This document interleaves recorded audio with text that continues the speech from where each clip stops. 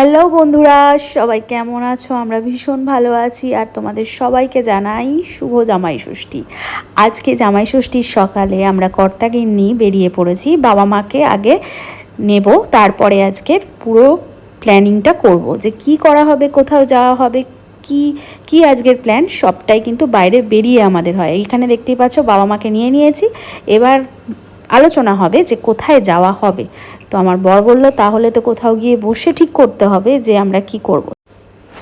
তাই বর বলল চলো একটুখানি কোথাও যাই যেখানে বাবা মার সঙ্গে বসে একটু আলোচনা করতে পারবো আজকে সারাদিনে কি কি প্ল্যান করা যেতে পারে। তাই আমরা চলে এসেছি সল্টলেকের একটা ক্যাফেতে। তো তোমরা দেখতেই পাচ্ছ 8th ডে ক্যাফে অ্যান্ড বেকারিতে আমরা চলে এসেছি। বেশ কিছু বছর ধরে মাকে আর কষ্ট দিই না। এত গরম পড়ে জামাই ষষ্ঠীর সময়, তাই জন্য মাকে বলি আর রান্না বান্না করতে হবে না, আমরা বাইরেই কোথাও গিয়ে খাওয়া দাওয়া করবো আর সারা দিন এনজয় করব। এমনি তো তোমরা জানোই যে আমার মা খুব একটা বেরাতে চায় না, তাই বেরালে যতটা সম্ভব চেষ্টা করি মাকে একটু আনন্দ দিতে। আর এইখানে দেখতেই পাচ্ছ আমরা সবাই কিন্তু চলে এসেছি। এইবার বসে বসে আমি চারিদিকের অ্যাম্বিয়েন্সটা একটু তুলছিলাম, তোমাদের জন্য দেখাবো। তো ক্যাফেটা ভীষণ সুন্দর ছিল, অ্যাম্বিয়েন্সটা আমার খুব ভালো লেগেছে, খুব সফট অ্যান্ড সোভার ছিল। আর এখানে আমাদের যেতে না যেতেই মেনু দিয়ে দিয়েছে। কিছুক্ষণ ঘোরাঘুরি করে মেনু কার্ডটা কিন্তু ভালোভাবে চোখ বুলিয়ে নিলাম। তারপরে আমরা নিয়ে নিলাম কফি।